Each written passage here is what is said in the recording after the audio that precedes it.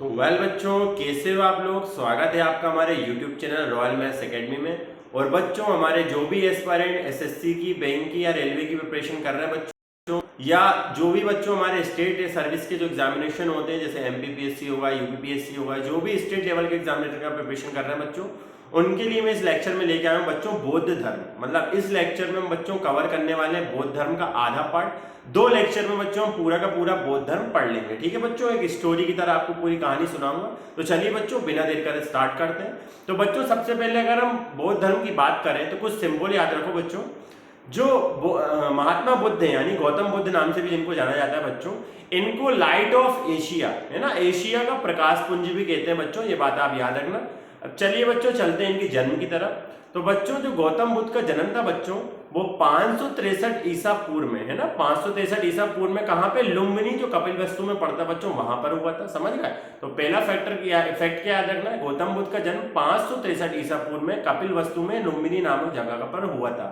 इनके जो पिताजी थे बच्चों, उनका नाम था शुद्धोधन, और वो शाक्य वंश के क्या थे, मुखिया थे। तो गौतम बुद्ध के पिता का नाम क्या था बच्चों, हाँ, गौतम बुद्ध बच्चों इनको नहीं बोलते थे, पहले इनका नाम सिद्धार्थ हुआ करता। क्या हुआ करता, सिद्धार्थ। लेकिन जब इनको ज्ञान की प्राप्ति हो गई थी बच्चों, तब इनको बुद्ध कहा जाने लग गया। समझ गए बच्चों।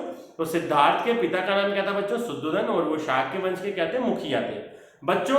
इनकी जन्म के 7 दिन बाद ही जो इनकी सगी माता जी थी, जिनका नाम माया देवी था बच्चों, उनका निधन हो गया।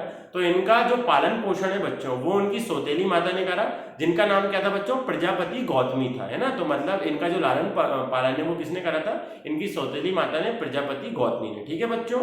जब ये 16 वर्ष के हुए तो बच्चों इनका विवाह कर दिया गया, है ना, इनकी शादी कर दी गई। इनके जो पत्नी थी बच्चों, उनका नाम यशोधरा था। तो सिद्धार्थ की, यानी गौतम बुद्ध की पत्नी का नाम बच्चों क्या था, यशोधरा था। इनका एक पुत्र हुआ बच्चों, जिसका नाम था राहुल। क्या नाम था, पुत्र का नाम राहुल था। ठीक है बच्चों। अब एक बार जब ये सैर करने निकले बच्चों अपने राज्य की, तो इन्होंने एक बूढ़ा व्यक्ति देखा, एक बीमार व्यक्ति देखा, एक सन्यासी को देखा, और बच्चों सब इन्होंने डिफरेंट डिफरेंट कंडीशंस देखी जीवन मरण की। तो इनको सन्यास का विचार आया, मतलब तब इन्होंने अपना गृह त्याग करने के बारे में सोचा। ठीक है बच्चों। तो 29 वर्ष की आयु में इन्होंने अपना गृह त्याग कर दिया, जिसको महाभिनिष्क्रमण कहा गया। ठीक है बच्चों। 29 वर्ष की आयु में इन्होंने क्या करा, सेक्रीफाइस कर दिया अपने घर का, अपना घर छोड़कर निकल गए। ठीक है बच्चों। अब क्या होता है, तो बच्चों इन्होंने सबसे पहले अलार कलाम से वैशाली नाम की जगह पर शिक्षा ली। ठीक है। फिर बच्चों राजगीर चले गए, है ना, राजगीर चले गए, वहां पर इन्होंने शिक्षा ली। फिर 5 सन्यासी थे बच्चों अलग अलग, उनसे इन्होंने शिक्षा ली।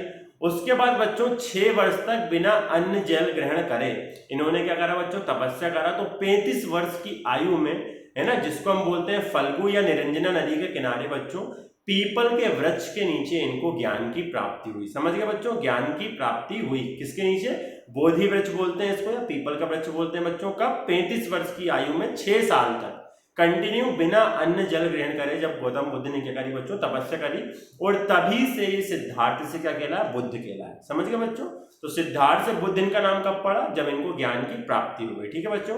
इन्होंने अपना जो पहला उपदेश था बच्चों, वो सारनाथ में दिया, जिसको धर्म चक्र परिवर्तन कहा जाता है। समझ गए बच्चों। अब आपको बच्चों बुद्ध से रिलेटेड कुछ सिंबल याद रखने कैसे, जैसे इनका जो जन्म हुआ था बच्चों, तो जन्म का प्रतीक था कमल एवं सांड। क्या था, कमल एवं सांड इनके जन्म का प्रतीक था। दूसरा बच्चों क्या था, जब इन्होंने क्या करा बच्चों, गृह त्याग करा अपना, है ना, इन्होंने गृह त्याग करा, तो गृह त्याग का प्रतीक क्या था बच्चों, घोड़ा था। मतलब घर को छोड़ने का जो सिंबल था बच्चों, वो काय से डिनोट करा गया है, घोड़े से। ठीक है बच्चों। और फिर जो इनको जो ज्ञान हुआ था बच्चों, ज्ञान के लिए क्या, ज्ञान इनको पीपल के पेड़ के नीचे, यानी बोधि वृक्ष के नीचे प्राप्त हुआ। ठीक है बच्चों। फिर जो निर्वाण हुआ, तो निर्वाण का सिंबल क्या बच्चों, इनका पद चिन्ह है।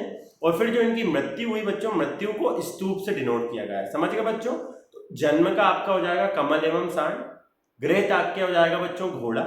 ठीक है। और फिर बच्चों गृह त्याग के बाद ज्ञान का हो जाएगा आपका बोधि वृक्ष, यानी पीपल का पेड़।